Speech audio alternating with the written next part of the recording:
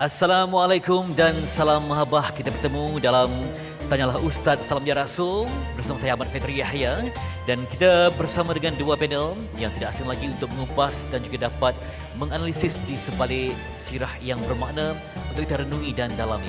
Bersama dengan Habib Ali Zainal Abidin Abu Bakar Al-Hamid, seganding bersama dengan Maulana Wan Hilmi bin Wan Muhammad.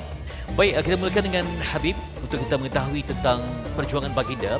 Kita amat rapat dengan peristiwa hijrah yang mana hasil daripada peristiwa ini bergabung dan berpadu antara kaum Muhajirin dan Ansar. Jadi saya nak tanya kepada Habib, bagaimana kita dapat pelajari peristiwa hijrah ini yang menjadi momentum kehangatan cinta kepada Rasulullah dan pembinaan sebuah empayar yang terus dikenang sehingga ke hari ini. Silakan Habib. Nabi berhijrah ke Madinah untuk membangun insan sebelum membangun bunyan. Yakni pembangunan insan itu lebih utama daripada pembangunan bangunan secara fisikal. Bangunan ini secantik manapun, kalau yang mengurus insannya itu rosak cara berfikirnya, ya tak ada gunanya bangunan yang indah boleh jadi rosak. Tapi kalau membangun insan, maka inilah hakikat tamadun yang dibangun oleh Nabi SAW. Pembangunan insan sebelum imran. Ada 4 langkah yang diambil oleh Nabi dalam membangun masyarakat Madinah atau dalam membangun kota Madinah dengan 4 sistem yang digunakan oleh baginda Rasulullah SAW, yang ini mungkin menjadi panduan kepada kita semua dalam pembangunan insan. Yang pertama yang dibangun oleh Nabi SAW adalah masjid yang ianya bukan sekedar untuk tempat ibadah walaupun itu tujuan utama, tapi adalah institut pengajian, institut ilmu yang dicari oleh para sahabat di masjid Nabi SAW. Oleh sebab itu langkah pertama yang dibangun oleh Nabi SAW dalam membangun insan itu adalah masjid. Tapi itu bukan hanya sekedar sholat, tapi knowledge, ilmu pengetahuan yang di situ Nabi mengajar, di situ Nabi sholat, di situ Nabi mendidik, di situ Nabi mentarbiyah. Jadi fungsi pendidikan itu menjadi tulang belakang kepada pembangunan insan. Tak akan terbangun insan tanpa knowledge, tanpa ilmu pengetahuan. Yang kedua yang dibangun oleh baginda Rasulullah itu adalah persaudaraan antara Muhajirin dan Ansar. Ianya adalah gambaran persatuan yang tidak akan mungkin masyarakat atau negara itu terbangun dengan baik dan sejahtera kalau masyarakatnya bergaduh, kalau masyarakatnya berselisih. Sistem bagaimanapun juga, kalau rakyatnya berselisih, maka tak akan mungkin negara itu terbangun. Mau contoh bukan 1, 2 di hadapan mata kita beberapa negara yang kacau sistemnya, hancur mata uangnya karena rakyatnya berselisih satu dengan yang lain.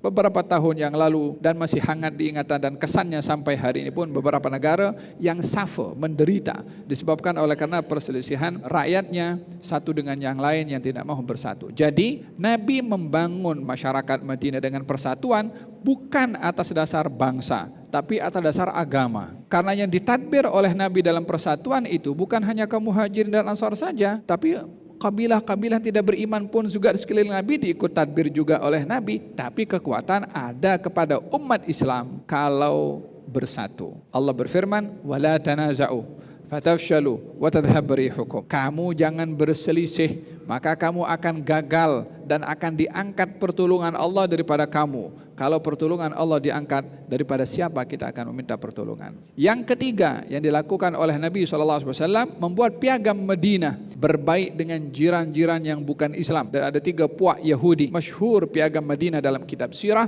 Tujuannya adalah supaya berkongsi keamanan, kesejahteraan untuk hidup masing-masing itu dengan rasa aman tanpa diganggu praktis agamanya. Orang-orang Yahudi itu di sana tidak pernah diganggu praktis agamanya oleh kaum muslimin, dibiarkan. Cuma mereka dibuat perjanjian jangan menjadikan kampung mereka, wilayah mereka menjadi laluan kepada musuh yang boleh mengganggu kaum muslimin. Demikian juga muslimin tidak boleh memberi laluan kepada musuh untuk mengganggu orang-orang Yahudi.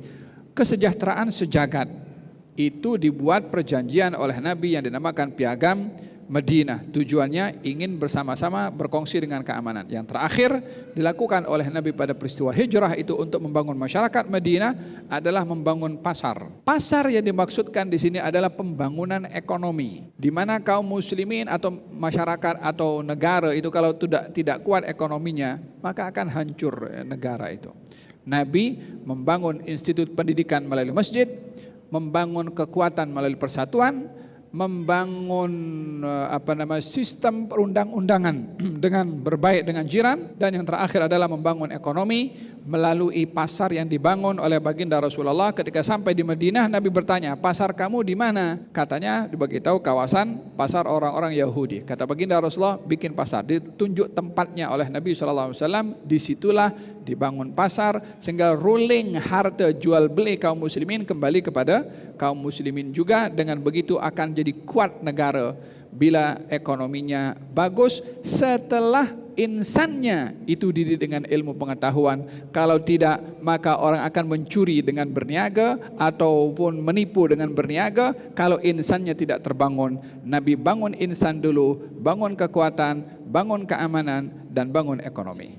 Dan sehingga hari ini kalau kita pergi ke bumi Madinah, terasa ketenangan dan barakahnya, seolah tempat yang terbaik untuk kita recharge iman di bumi Madinah. Kita melihat Masjid Nabawi sebagai simbol perpaduan, simbol penyatuan. Tapi hari ini seandainya Rasulullah masih ada, apakah Rasulullah akan kecewa melihat berpecah belah umat Islam dengan pelbagai tumahan, berbagai bentuk persengketaan, sehingga berlakunya kadang-kala peperangan sesama Muslim yang amat mendukacitakan? Mungkin dapat Maulana huraikan. Dalam Al-Quran, Allah SWT menceritakan sifat baginda sallallahu alaihi wasallam dengan mengatakan Muhammadur Rasulullah. Muhammad itu utusan Allah. Walladzina ma'ahu asyidda'u 'alal kuffari ruhama'u bainahum. Ciri-ciri orang beriman, pengikut baginda sallallahu alaihi wasallam itu adalah sangat tegas terhadap orang-orang tidak beriman pada Allah Subhanahu wa taala dari segi prinsip akidahnya, tetapi sesama Islam mereka berkasih sayang. Bahkan di penghujung daripada surah ini, Allah telah menggambarkan keindahan umat Islam yang dulunya dibangun dengan susah payah oleh baginda sallallahu alaihi wasallam, yang Allah SWT sendiri mengingatkan kepada para sahabat Nabi, bahkan kepada kita semua, wadhkuru id kuntum a'daan. Kenanglah satu masa dahulu kalian adalah golongan yang bermusuh-musuhan. Orang Mekah dah penat dengan peperangan yang berlangsung, Harbul Basus, yang memakan masa 60 tahun peperangan tersebut. Ribuan nyawa telah terkorban atas sebab-sebab yang tak masuk akal. Orang Madinah terkenal dengan peperangan yang dipanggil Harbul Bu'as. Orang Madinah lebih dahsyat lagi. Mereka dah rimas dengan peperangan yang telah berlangsung sejak 120 tahun. Lalu baginda SAW datang lalu mempersaudarakan umat Islam. Sehingga persaudaraan yang dibangun oleh baginda SAW dalam Islam mengatasi persaudaraan atas ikatan darah. Sebab itu di antara ucap tama Nabi, sewaktu Nabi sampai di Madinah, Nabi himpunkan para sahabat Nabi Muhajirin dan Ansar. Ucapan pertama yang Nabi sampaikan, khutbah yang pertama, ya ayuhan nas, wahai manusia, afsyus salam, sebarkan salam, wa at'imut ta'am, bagi makan kepada saudara-saudara kamu yang kelaparan, wa sallu bil laili wan nas, wa wasilul arham, hubungkanlah silaturahim antara kalian, dan bangunlah solat malam ketika mana manusia sedang nyenyak tidur. Begitu indah, begitu luar biasa, sehingga kita selalu mendengar orang-orang Ansar sanggup menjemput tetamu baginda SAW datang makan di rumah mereka walaupun tanpa beritahu kepada isteri. Tetapi Masya Allah punya hebat jiwa ukhuwah orang Madinah, mengatakan biarlah anak kita kelaparan, abang dan sayang pun kelaparan, yang penting tetamu Rasulullah SAW tidur dalam kekenyangan. Dan Nabi tak akan biarkan adanya elemen-elemen luar, anasir-anasir daripada luar yang akan merosakkan perpaduan umat ini. Dan sudah tentu Masya Allah golongan yang paling cemburu dengan perpaduan umat Islam adalah orang-orang munafikin, yang waktu itu mereka cuba meniupkan sentimen-sentimen supaya berlakunya percakaran antara Muhajirin dan Ansar.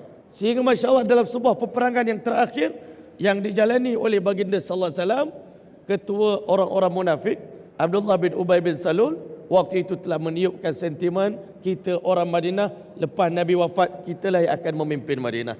Waktu itu dah mula ada ura-ura perpecahan nak berlaku. Di kalangan sahabat ada kala mereka berlaku pergeseran antara mereka. Tetapi Nabi cepat-cepat segera menceritakan kehadapan para sahabat kedudukan dan kemuliaan orang Islam. Sebab itu sebelum Nabi wafat, antara wasiat yang terpenting Nabi SAW pesan kepada kita, la tarji'u ba'di kufaran. Selepas kewafatan aku kelak, aku tak nak umat aku kembali kepada agama kufur. Macam zaman jahiliyah dulu, yadribu ba'dukum riqaba ba'din. Kamu akan memenggal kepala saudara kamu yang Islam. Satu hari nanti kalau kita gagal menguruskan konflik dan juga perselisihan, kadang-kadang boleh bawa kepada umat Islam membunuh saudara dia yang Islam yang sendiri.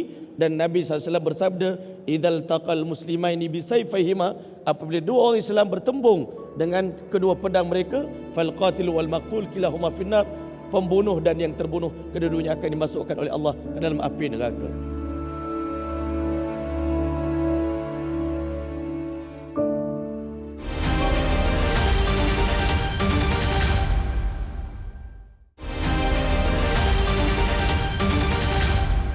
Masih dalam limpahan cinta, atmosfera yang indah penuh dengan cinta di Masjid Al-Falah Subang Jaya dalam Tengah Ustaz Salam Ya Rasul pada hari ini.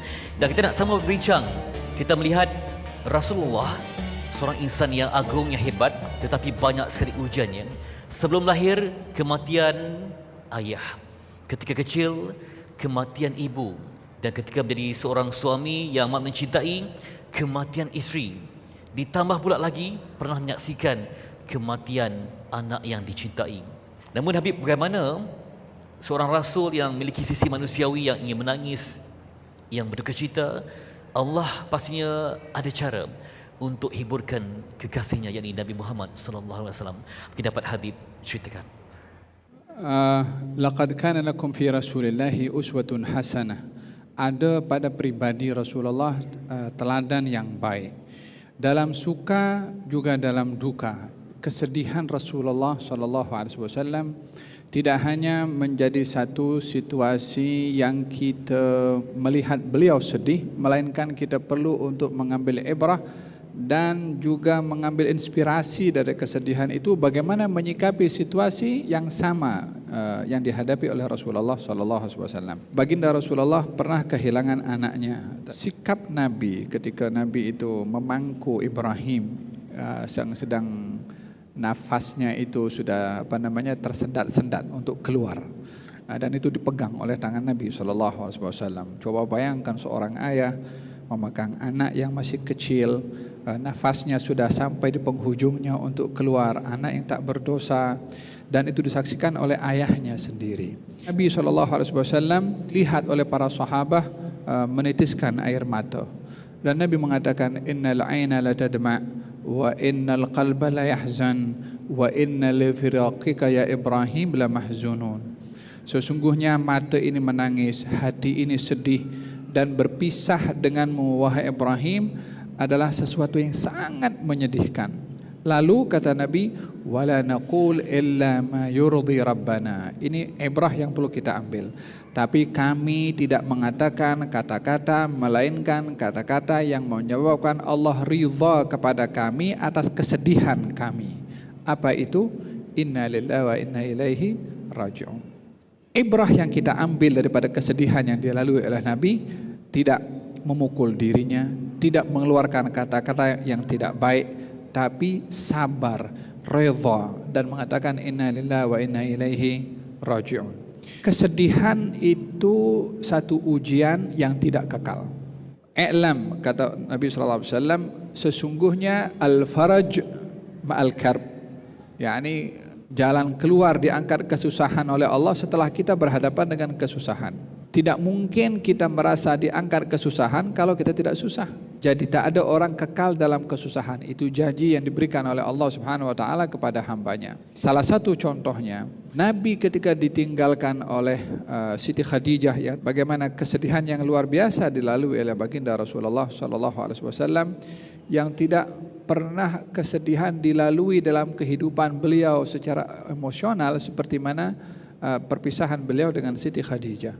Tahun wafatnya Siti Khadijah itu adalah merupakan dinamakan Amul Huzn, tahun kesedihan. Oleh sebab itu, kalau kita tengok dalam sejarah, Nabi itu tidak pernah melupakan Siti Khadijah atas setelah wafatnya Siti Khadijah, sebagaimana tadi disebutkan.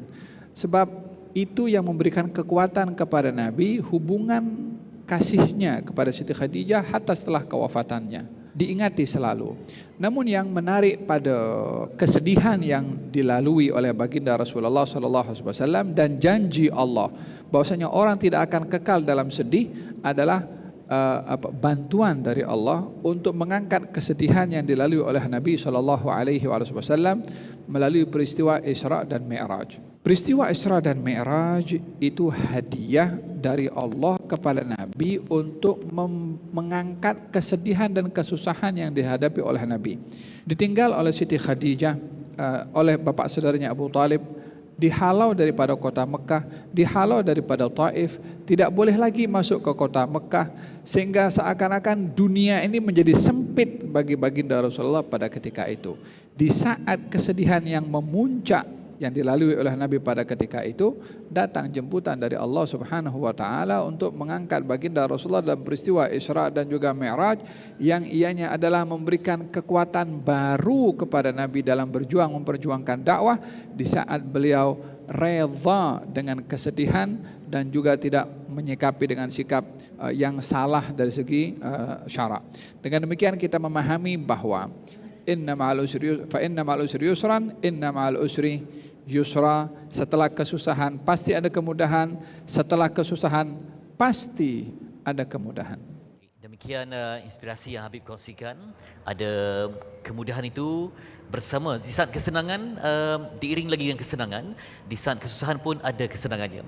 Dan kita mengimbas kembali Ustaz, ketika zaman Rasulullah, kita melihat bahawa sebelum ketika zaman jahiliah pun ada pelbagai puak-puak yang sering bergaduh, yang terhimpit dengan amalan-amalan yang terbawa dengan amalan jahiliah yang mungkin menimbulkan konflik, permusuhan dan sebagainya.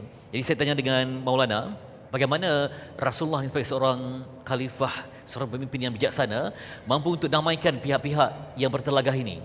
Berbagai isu yang diutarakan, namun kebijaksanaan bagindalah yang mampu untuk meredakan kemarahan atau sengketa yang berlaku ketika itu. Mungkin dapat dikongsikan. Sejak daripada kecil lagi, kepimpinan Nabi, ketauladanan yang ada pada diri Nabi telah terserlah. Sebelum Nabi dilantik menjadi Rasul, pernah berlaku di zaman dahulu ketika mana berlakunya banjir di Makkah, dan di waktu itu Masya Allah batu Hajarul Aswad nak diletakkan kembali ke tempat asalnya. Dan di saat itu dah berlaku kekecohan di kalangan pembesar-pembesar Quraisy. Waktu itu segala benda yang ada hubung kait dengan Masjidil Haram menjadi besar, isu besar. Tetapi hasil musyawarah, waktu itu pembesar-pembesar Quraisy mereka telah bersepakat mengatakan siapa yang pagi besok datang solat subuh paling awal, maka itulah orang yang akan layak untuk meletakkan batu Hajarul Aswad ke tempatnya kembali. Ternyata pemimpin yang bangun solat subuh paling awal adalah baginda Muhammad Mustafa Rasulullah sallallahu alaihi wasallam. Semua orang setuju, semua orang sepakat, tidak ada sebarang orang kata bantahan daripada kami. Namun demikian, ketika mana Nabi diberikan tanggungjawab tersebut, nak menunjukkan kepada kita betapa bijaksananya Nabi sebagai pemimpin. Dia tidak tamak, tetapi dibentangkan kain serbanya, ridaknya di hadapan kaum musyrikin tadi. Nabi letakkan batu tersebut di atas kain serban, ajak semua pembesar-pembesar Quraisy bersama-sama dengan Nabi mengangkat kain tersebut sehingga semua orang rasa dihargai. Semua orang rasa dia berguna dan berjasa pada agama dengan di bawah pimpinan baginda Muhammad sallallahu alaihi wasallam, dan akhirnya terselamatlah umat ini daripada perperangan dan perkelahian. Masya-Allah. Itu antara contoh kebijaksanaan baginda sallallahu alaihi wasallam sebagai seorang pemimpin. Dalam masa yang sama, Nabi juga menanamkan sifat kepimpinan dalam diri setiap orang di kalangan umat dia. Bukan hanya bergantung pada Nabi, tapi Nabi SAW telah beritahu, ala kullukum ra'in wa kullukum mas'ulun an ra'iyati. Ketahuilah sesungguhnya setiap orang di kalangan kamu adalah pemimpin. Suami adalah pemimpin, isteri adalah pemimpin, anak adalah pemimpin, anak murid adalah pemimpin, guru adalah pemimpin. Semua kita adalah pemimpin, dan kita semua akan ditanya oleh Allah, apakah kepimpinan kita ni kita urus dengan yang terbaik. Dan ternyata Nabi lah pemimpin yang paling cemerlang dalam sepanjang sejarah. Kenapa saya kata Nabi paling cemerlang? Nabi SAW telah membentuk orang yang tidak ada kepimpinan. Macam Sayyidina Umar bin Khattab radhiyallahu anhu, dia tak ada sifat kepimpinan. Sebelum Islam, bela kambing pun dia tak mampu. Sampai ayah Sayyidina Umar radhiyallahu anhu kata, apa nak jadi dengan kamu Umar? Bela kambing pun tak lulus. Tetapi dengan berkat tarbiyah baginda sallallahu alaihi wasallam, melatih Umar menjadi pemimpin pada dirinya sendiri. Dan di dalam memimpin, Masya Allah, ada ulama mengatakan ciri-ciri kepimpinan Nabi SAW ni ada beberapa cirinya, Masya Allah. Yang pertama, Nabi SAW adalah seorang yang sangat cekap dalam mengambil keputusan. Nak pilih perang dalam Madinah ke di luar Madinah? Orang munafik suka perang dalam Madinah sebab dia boleh menyorok. Dalam rumah, biar orang yang sahabat pergi, kita menyorok dalam rumah. Nabi SAW ajak berperang di luar Madinah, di Uhud, maka terserlahlah kemunafikan orang munafik waktu itu, dan terserlahlah juga keimanan, kesetiaan orang beriman. Yang kedua, dalam memimpin, Nabi seorang yang berani. Pernah berlaku di Madinah kekecohan penduduk Madinah dalam ketakutan dengan satu suara yang menakutkan. Tiba-tiba Nabi SAW menaiki sebuah kuda yang dulunya kuda itu dikatakan kuda yang lembab, tetapi bila Nabi naik dia, kuda tadi menjadi kuda yang sangat pantas. Nabi beritahu, inna wajadnahu la bahran, aku dapati kuda ini kuda yang sangat hebat. Dan akhirnya, Masya Allah, Nabi kita sallallahu alaihi wasallam dalam memimpin, dia tahu kelemahan orang sekeliling dia, kemampuan orang sekelilingnya. Dan dalam memimpin, Nabi bawa sifat rahmat, pengasih, penyayang. Dan dalam memimpin, baginda selalu bermusyawarah dengan teman-teman. Walaupun Nabi boleh mendapat wahyu secara langsung daripada Allah Ta'ala, namun demikian Nabi tanya pandangan isteri dia. Ada orang cakap tak boleh mesyuarat dengan isteri sebab orang perempuan ni selalu bagi pandangan yang salah. Ternyata itu tidak betul. Itulah kepimpinan yang ada pada baginda Muhammad Mustafa Rasulullah SAW.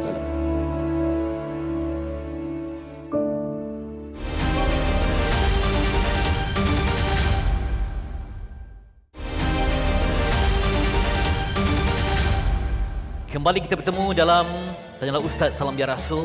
Masih bicara yang penting dalam kehidupan ini tentang cinta kepada Rasulullah.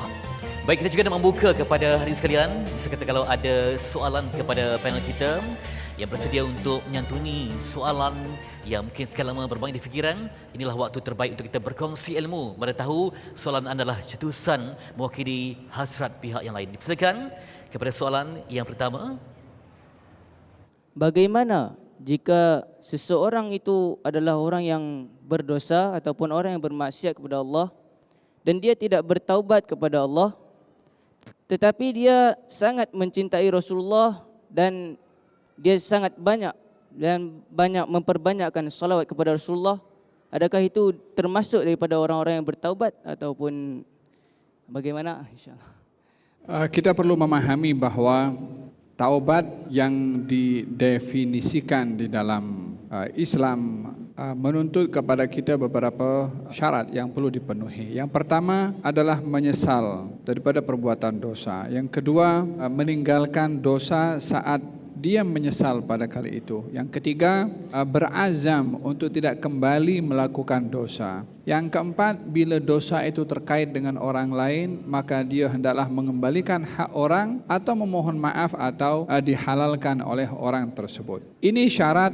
dosa atau syarat bertaubat. Dalam Al-Quranul Karim, Allah Subhanahu wa taala berfirman mengenai orang-orang yang menyadari kalau dirinya berdosa. Katanya, walladzina idza fa'alu fahishatan aw zalamu anfusahum dzakarullaha wastaghfiru lidzunubihim wa may yaghfiru dzunuba illallah wa lam yusirru ala ma fa'alu wa hum ya'lamun. Orang-orang yang melakukan perbuatan keji atau zalim pada dirinya sendiri, lalu dia ingat pada Allah, memohon ampun kepada Allah dan meyakini yang hanya mengampunkan dosa adalah Allah dan tidak meneruskan untuk melakukan dosa. Dikatakan bahwasanya cinta itu tidak sempurna kecuali dengan taat. Walaupun bukan berarti orang kalau cinta dan taat tak tergelincir kepada dosa, tidak pun juga demikian. Jadi begini, in kana hubbuka sadiqan la ata'tahu innal muhibba liman yuhibbu muti'u.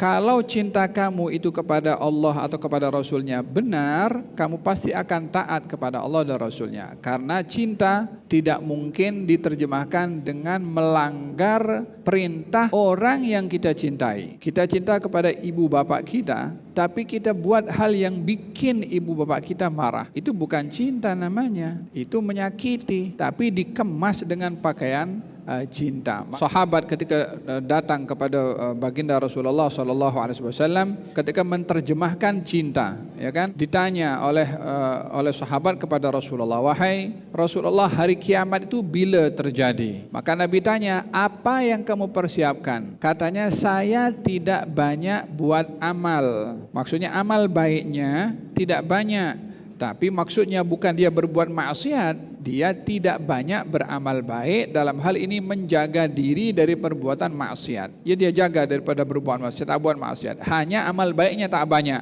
Dan dia mengatakan, dan saya cinta kepada Allah dan Rasulnya. Baru Nabi mengatakan, almar'u ma'aman ahab. Seseorang akan dihimpunkan bersama dengan orang yang dicintai. Orang tadi beramal walaupun sedikit, tak melakukan hal-hal yang maksiat, tapi karena cintanya besar kepada Allah dan Rasulnya, maka sebagai balasannya adalah dianugerahkan untuk kebersamaan bersama dengan baginda Rasulullah sallallahu alaihi wa ala alihi wasallam. Terima kasih Habib memberikan inspirasi. Semoga akhirnya kita menggapai satu yang istimewa, yakni taubatan nasuha dalam kehidupan ini. Dan teringat saya, kita nak menggali cinta Rasulullah ini dari sisi rumah tangga baginda. Bagaimana menyantuni dan melenturi seorang wanita yang terhormat, yang kaya, yang masyhur, yang ada kuasa. Jadi sebagai seorang suami, untuk membentuk isteri, pada masa yang sama isteri itu bersahabat untuk juga menyumbang kepada pembangunan Islam. Mungkin dapat Ustaz uraikan. Baginda sallallahu alaihi wasallam adalah insan yang ingin semua orang di sekeliling dia berjaya. Yang peringkat awal perkahwinan Khadijah, mungkin dia melihat tertarik kepada kejujuran baginda sallallahu alaihi wasallam dan juga kebijaksanaan Nabi dalam berjual beli, masya-Allah. Itu ketertarikan Siti Khadijah peringkat awal kepada Nabi. Tetapi setelah berkahwin dengan baginda sallallahu alaihi wasallam, baginda sallallahu alaihi wasallam telah berjaya mengubah persepsi dan mentaliti Siti Khadijah radhiyallahu taala anha, yang awalnya merupakan pebisnes ataupun seorang usahawan internasional. Di saat Siti Khadijah memiliki segala kelebihan yang mana yang tak dimiliki oleh isteri-isteri yang lain, Khadijah radhiyallahu taala merupakan isteri kebanggaan dan kesayangan Nabi. Dalam berumah tangga, isteri kita pun tahu kita jujur mencintai dia atau tidak. Tetapi Nabi SAW telah melimpahkan seluruh kasih sayangnya, kecintaannya pada Khadijah. Nabi SAW melihat kelebihan pada Khadijah dan Nabi akan menyebut mahasin, keindahan-keindahan, juga kehebatan Siti Khadijah radhiyallahu taala. Saling puji memuji. Masya-Allah. Khadijah puji Nabi. Dalam keadaan Nabi menerima wahyu daripada Allah Subhanahu wa taala, balik dalam keadaan menggigil, zammiluni zammiluni. Nabi SAW beritahu pada Siti Khadijah, abang takut jangan-jangan abang akan diuji oleh Allah dengan malapetaka disebabkan pelukan Jibril tadi. Waktu itu Khadijah mententeramkan baginda sallallahu alaihi wasallam dengan mengatakan, kalla wallah la yakhzikallahu abadan. Demi Allah, selama-lamanya tidak, never ever, Allah telah tidak akan pernah menghina kekanda, kerana kekanda adalah seorang suami yang paling banyak menghubungkan silaturahim. Wa tahmilul kalla, menanggung bebanan orang-orang. Isteri Nabi tahu siapa suami dia dan boleh cerita kebaikan suami dia. Selalu isteri kita akan puji suami di belakang-belakang, jarang isteri memuji suami depan-depan, masya-Allah. Tapi Khadijah dengan sepenuh jiwa raga dia memuji baginda sallallahu alaihi wasallam. Wa taksibul ma'dum, kekanda banyak tolong orang yang papa, masya-Allah. Maka dia bawa berjumpa dengan Sayyidina Waraqah. Ternyata Sayyidina Waraqah mengatakan, engkaulah Nabi akhir zaman yang dijanjikan oleh Allah. Ya laitani kuntu ma'ak, alangkah bertuah seandainya saya dapat berpeluang berhijrah bersama dengan baginda sallallahu alaihi wasallam. Nabi telah menunjukkan kesetiaan, kecintaan, keikhlasan kepada Siti Khadijah, dan Nabi telah berjaya membentuk daripada Khadijah menjadi pebisnis, wanita hartawan yang ada perniagaan antarabangsa, telah mengubah Siti Khadijah menjadi afdalun nisa'il alamin, penghulu wanita terbaik di dunia. Wanita terbaik dunia ada 4, masya-Allah. Asiah, masya-Allah, Sayyidatina Maryam alaihissalam, Sayyidatina Khadijah radhiyallahu taala, dan Sayyidatina Fatimah radhiyallahu taala. Nabi mengiktiraf isteri dia wanita terbaik di dunia, sebab Khadijah sepanjang berkahwin dengan Nabi tak pernah melukakan hati dan perasaan baginda sallallahu alaihi wasallam. Sentiasa menghiburkan Nabi. Dalam keadaan Nabi keletihan, kelelahan, Nabi balik daripada dakwah, Khadijah akan sentiasa mententeramkan hati baginda sallallahu alaihi wasallam, sehingga pada satu hari bila mana Siti Khadijah naik ke Gua Hira menghantar makanan kepada Nabi sallallahu alaihi wasallam, waktu itu masya-Allah Jibril alaihi salam turun. Dia kata sesungguhnya Allah Taala berkat khidmat Khadijah kepada kamu, Allah Taala telah mengirim salam kepada Sayyidatina Khadijah radhiyallahu taala, dan berjanji setelah dia meninggal dunia nanti dia akan dapat hidup dalam syurga yang indah kekal abadi buat selama-lamanya, tidak ada lagi kepenatan dan kelelahan.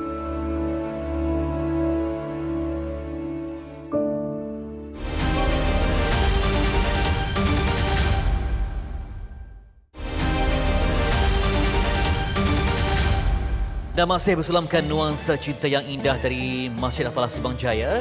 Masa kita untuk menggali sedalamnya mungkin mengenali Rasulullah sallallahu alaihi wasallam, dan kita nak bertanya kepada Maulana. Kita nak tanya ini berpandukan kepada khutbah terakhir Rasulullah yang banyak ditampal-tampal di dinding masjid ya. Kadang-kadang kita tengok panjang, tetapi rupanya ada maksud yang sebenarnya dibaca, difahami, sangat menikam dada dan perasaan. Apakah kita sebagai umat akhir zaman mampu untuk memikul pesan agung yang ditinggalkan oleh Rasulullah? Mungkin dapat Ustaz kongsikan. Insan yang penyayang, dia tak akan tinggalkan kita dalam keadaan meraba-raba. Dia tak akan tinggalkan kita dalam keadaan kekeliruan.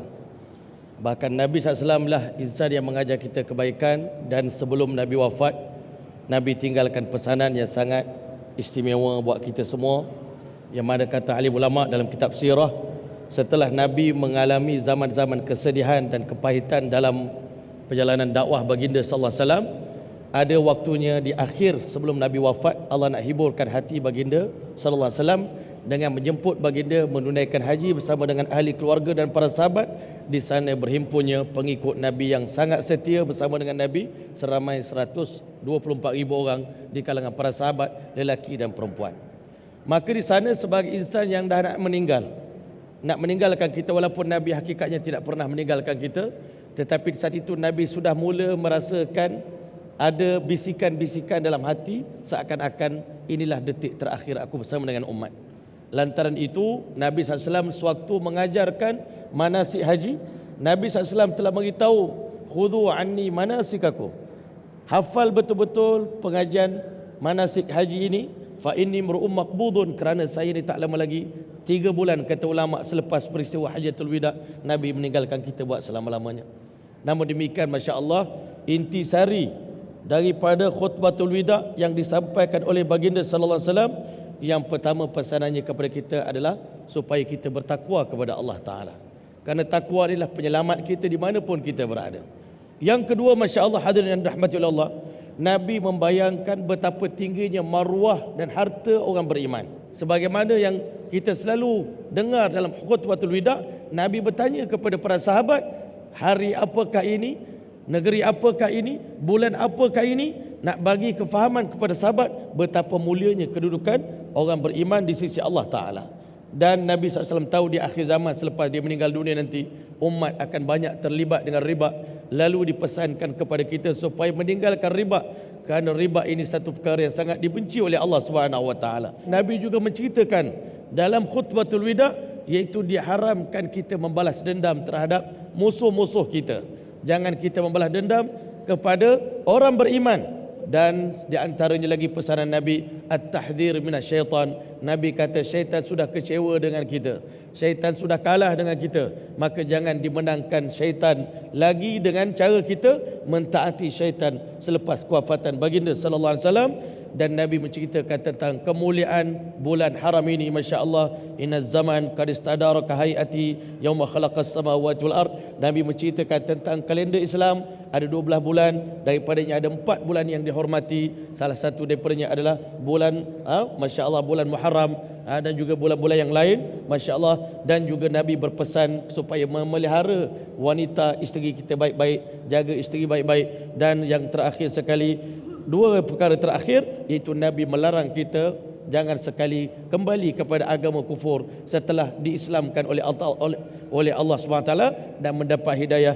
Nabi SAW menggalakkan kita supaya ada musawat, persamaan di antara saudara seagama dengan Islam, Dan di penghujung Hajjatul Wida, Nabi menggalakkan kita, balighu anni walau ayah, sampaikan daripada aku agama ini kepada orang yang belum hadir. Falyuballigh syahidi minkumul ghaib, orang yang hadir pada hari ini sampaikanlah Islam kepada mereka yang belum hadir. Bahkan sebelum Nabi wafat, Nabi SAW telah bertanya kepada para sahabat, famadha antum qailuna 'inda rabbikum yaumil qiyamah, di hari kiamat nanti apa yang tuan-tuan nak cerita, nak laporkan pada Allah tentang saya.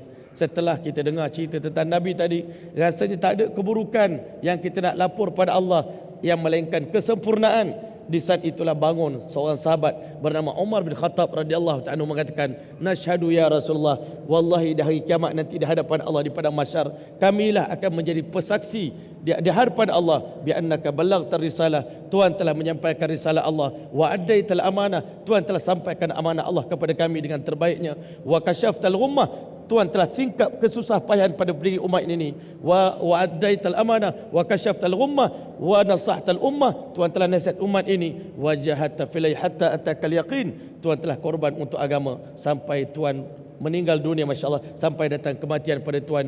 Ini persaksian. Nabi angkat tangan ke langit, memandang langit dengan penuh kesayuan, Allahumma syahad, ya Allah, hari ini aku jadikan engkau sebagai saksi sesungguhnya apa yang mereka sampaikan. Inilah mudah-mudahan yang akan mereka ceritakan, mereka laporkan di hadapan Allah Ta'ala di hari kiamat nanti. Mudah-mudahan kita semua dapat menghayati khutbah terakhir baginda SAW menjadi pegangan dalam hidup kita semua, insya-Allah. Demikian, nampak ringkas tapi sangat menakutkan buat kita yang lalai dan mudah terjebak dengan pelbagai ketidakpastian dalam kehidupan. Jadi Habib, dalam usaha untuk menghayati khutbah terakhir ini, apa yang perlu kita siapkan diri kita? Sebab amanah itu tampak berat, ya. Bagi manusia yang diuji, imannya turun naik, macam mana untuk bersiap sedia memberikan yang terbaik untuk menghidupkan dan menjayakan khutbah terakhir Rasulullah sallallahu alaihi wasallam. Silakan. Amanah itu yang disampaikan dalam Hajjatul Wada menjadi satu tanggungjawab kepada para sahabat dan diteruskan sampai ke zaman kita sekarang. Kalimat yang disampaikan oleh dalam khutbah itu ketika Nabi dengan 100.000 lebih, dan Nabi menyampaikan khutbah dan khutbahnya didengar oleh sekian ramai orang. Di penghujung itu Nabi mengulang-ulang, ala hal ballaghtu, aku dah sampaikan ke, dijawab bala ballaghta, betul Rasulullah, kau dah sampaikan, sampai kembali. Nanti tanya, aku sudah sampaikan, sampai beberapa kali diulang oleh Nabi. Kenapa Nabi mengulang-ulang soalan ini?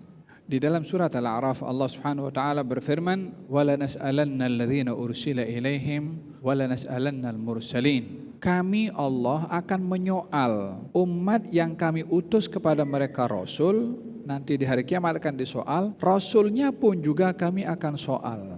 Yakni para anbiya itu akan disoal oleh Allah sudah menyampaikan atau tidak. Oleh sebab itu Nabi mengulang-ulang, aku dah sampaikan, berulang-ulang, dan disaksikan oleh Sayyidina Umar mengatakan tadi, betul wahai Rasulullah, engkau dah sampaikan. Kemudian Nabi mengangkat tangan, ya Allah, jadilah engkau saksi, aku sudah sampaikan. Kemudian ada pesanan lagi, Nabi mengatakan di situ, ala falyuballighu syahidu minkum al-ghaib. Yang hadir bersama dengan aku saat ini, mendengarkan khutbah ini, menyampaikan kepada yang tidak hadir. Waktu itu semuanya hadir para sahabat. Yang dimaksudkan tidak hadir untuk disampaikan itu siapa? Ya generasi setelah sahabat.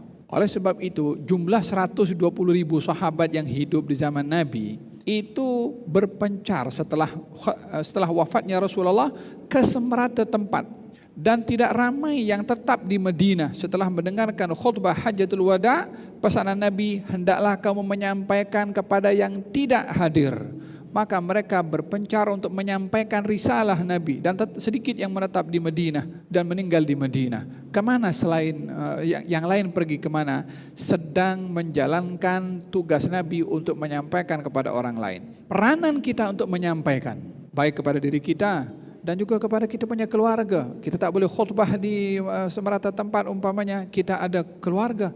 At least paling tidak diri kita sendiri, sejauh mana kita membawa ini amanah untuk diri kita dan orang-orang yang kita sayangi daripada ahli keluarga kita. Ini yang pertama, bagaimana kita menyambung perjuangan baginda Rasulullah dalam menyampaikan. Dan yang kedua adalah yang terpenting sekali adalah baginda saat meninggal dunia atau saat menyampaikan khutbah itu turun firman Allah kepada baginda Rasulullah, al-yawma akmaltu lakum dinakum wa atmamtu alaikum ni'mati wa raditu lakumul islama dina. Ayat ini turun saat Nabi selesai daripada menyampaikan khutbah Hajjatul Wada' di Arafah. Kata Sayyidina Umar, ayat ini turun pada hari Jumat bertepatan pada hari Arafah, dan ini adalah hari raya bagi kami. Artinya apa? Deklarasi daripada Sayyidina Umar, ini agama diakhiri oleh Allah Subhanahu wa taala dengan diutusnya Rasulullah dan sempurna. Artinya tidak ada yang kurang dalam agama ini. Apapun kita permasalahan, rujuklah kepada agama yang sempurna. Jangan cari sumber yang lain yang sudah disempurnakan oleh Allah. Kekal sempurna dan pasti ada solusi. Kita akan menjumpainya kalau kita mencari. Tanggung jawab kita semua dalam menghayati Hajjatul Wada' sejauh mana kita menjadi muballigh, penyampai daripada Rasulullah kepada diri sendiri ataupun kepada orang kita sayang. Wallahu a'lam. Terima kasih Habib. Solusinya ada dalam Al-Quran yang perlu kita kaji, namun perlu mencari guru yang muktabar, murabbi yang sejati untuk dapat ilmu yang sejati. Dan terima kasih kepada Habib Ali Zainal Abidin Abu Bakar Al-Hamid dan kepada Maulana Wan Helmi bin Wan Muhammad berkongsi ilmu yang cukup hebat untuk kita bersama dengan jemaah dari Masjid Al-Falah Subang Jaya yang tak jujur memberikan sokongan yang menumbuhkan taman syurga di masjid yang sebab indah ini. Dan semoga Allah melimpahkan sakinah ke dalam majlis yang mulia ini dan kita diberikan kekuatan untuk ilmu, untuk istiqamah membawa cinta kepada Rasul dan akhirnya cinta kepada Allah, kerana Allah sahaja yang tidak pernah menolak cinta. Semoga kita semua akan diberkahi. Sekian saja program kita untuk hari ini. Mungkin berjumpa lagi dalam Tanyalah Ustaz. Salam Ya Rasul.